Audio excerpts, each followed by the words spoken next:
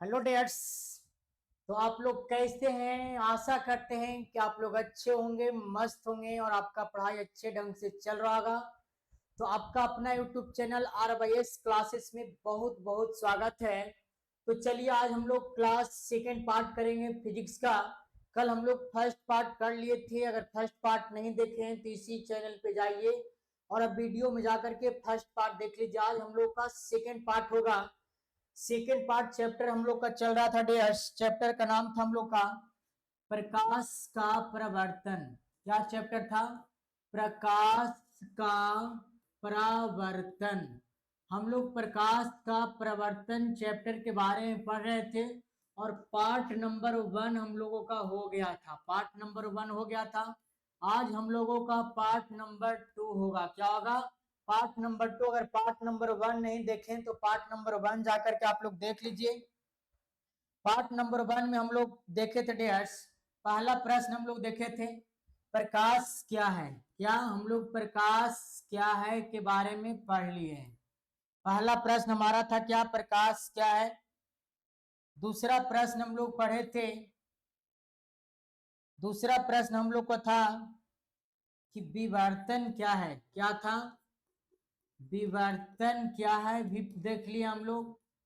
तीसरा प्रश्न था हम लोग का कि किरण क्या है। किरण किरण क्या है।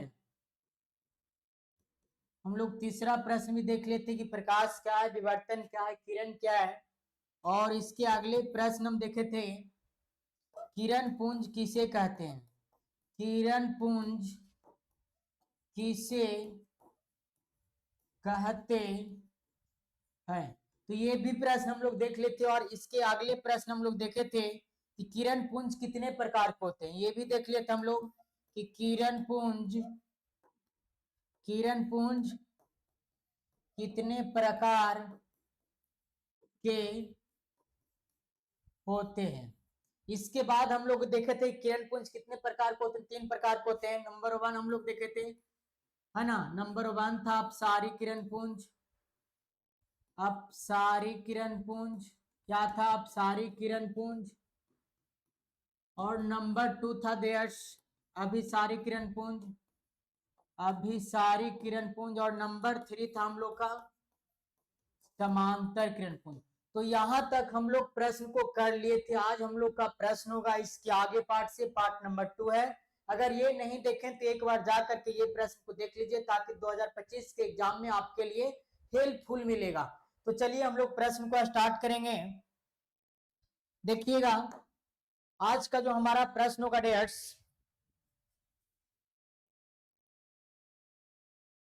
देखिएगा आज का हमारा प्रश्न होगा पार्ट नंबर 2 है आपका। पार्ट नंबर आज 2 क्या है? पार्ट नंबर आज आपका डियर्स पार्ट नंबर 2 हम लोग पढ़ेंगे। और हम लोग का आज पढ़ने का है, देखिएगा पार्ट 2 में प्रकाश का प्रवर्तन, जो कि पार्ट 1 कर लिए थे। हम लोग आज पढ़ेंगे आत्मदीप्त पदार्थ किसे कहते हैं। आज हम लोग क्लास में देखेंगे कि आत्मदीप्त पदार्थ किसे कहते हैं। तो हम लोग को परिभाषा वैसा पदार्थ जो स्वयं को प्रकाश का उत्सर्जन करे। क्या देखेंगे? वो वैसा पदार्थ जो स्वयं प्रकाश का उत्सर्जन करे उसे ही हम लोग क्या बोलते हैं? आत्मदीप्त पदार्थ कहते हैं। और डियर्स इसका एक नाम और हो जाता है आत्मदीप्त पदार्थ, या तो हम लोग बोल सकते हैं प्रदीप्त पदार्थ। क्या बोलेंगे? प्रदीप्त पदार्थ। इसका एक नाम और है, आत्मदीप्त बोलिए चाहे तो प्रदीप्त बोलिए, दोनों का नाम क्या है? समान है। तो आपका एग्जाम में आत्मदीप्त भी दे सकता है और प्रदीप्त भी दे सकता है, तो छोड़ के नहीं आना है। दोनों का नाम क्या होता है? समान होता है। तो हम लोग को जवाब देना है कि वैसा पदार्थ जो स्वयं प्रकाश का उत्सर्जन करे उसे हम लोग क्या कहते हैं? आत्मदीप्त पदार्थ या तो प्रदीप्त पदार्थ बोलते हैं।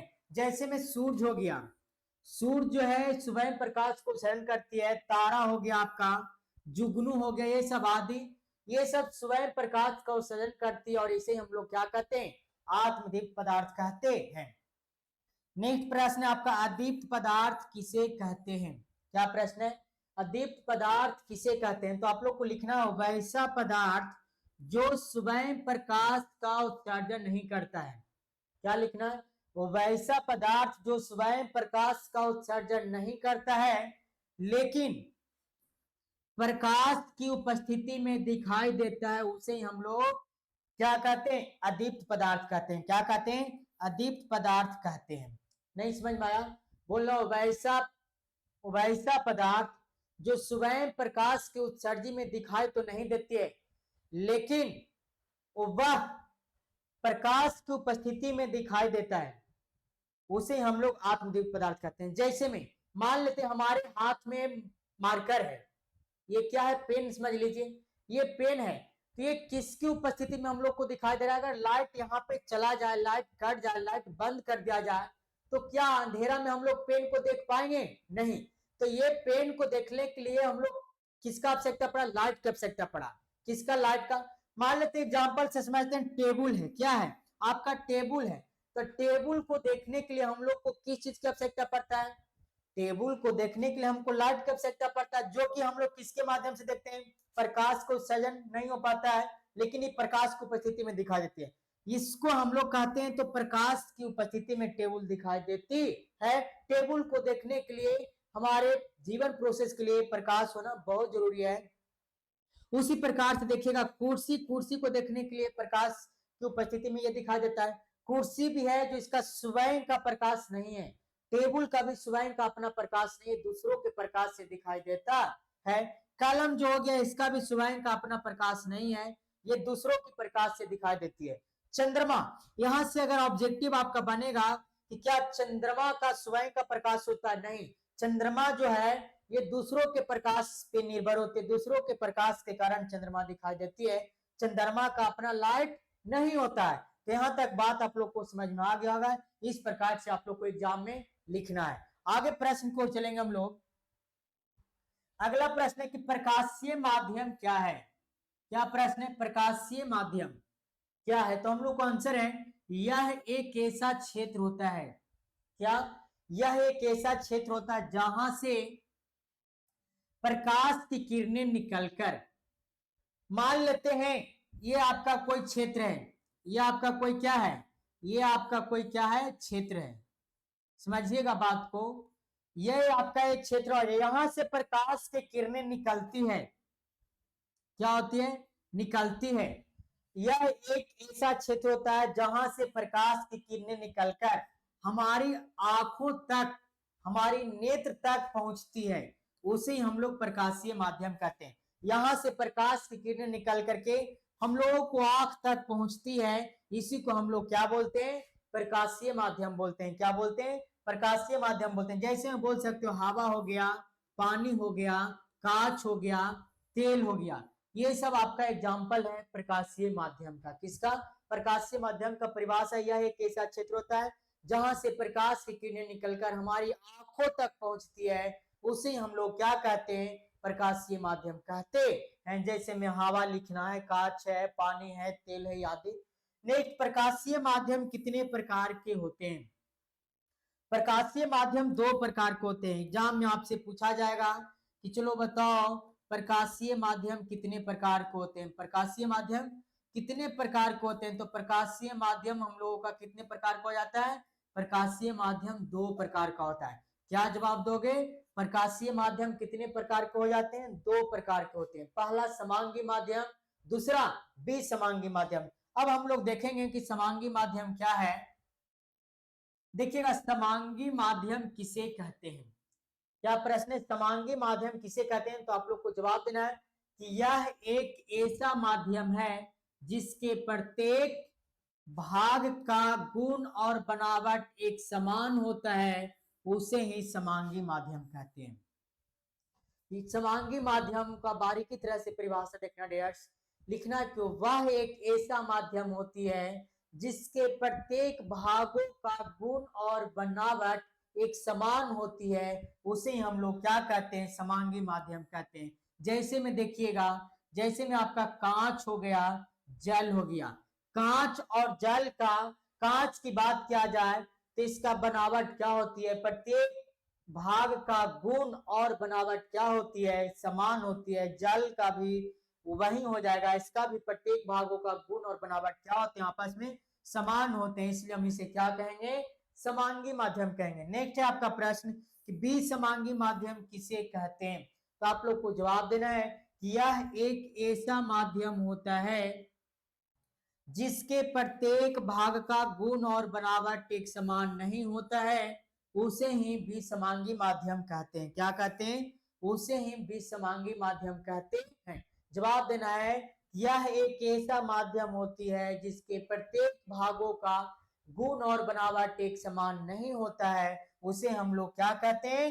विसमांगी माध्यम कहते हैं। जैसे में हवा का मिश्रण, हवा का मिश्रण में हो जाएगा गर्म और ठंडा। क्या बोल सकते हो? गर्म और ठंडा किसका मिश्रण? हवा का मिश्रण। इसका प्रत्येक भाग का गुण और बनावट एक समान नहीं होता है, इसलिए क्या हो जाएगा? विसमांगी माध्यम होगा। नेक्स्ट प्रश्न की ओर हम लोग चलेंगे। नेक्स्ट प्रश्न है कि प्रकाश के गमन के आधार पर पदार्थों को कितने भागों में बांटा गया है? तो प्रकाश के गमन के आधार पर पदार्थों को 3 भागों में बांटा गया है। क्या लिखेंगे? प्रकाश के गमन के आधार पर पदार्थों को 3 भागों में बांटा गया है। पहला आपका पारदर्शी पदार्थ, दूसरा आपका अपारदर्शी पदार्थ और तीसरा आपका होता है पारभासी पदार्थ। क्या हो जाता है? पारभासी पदार्थ। तीसरा हम लोग का होगा पारभासी पदार्थ।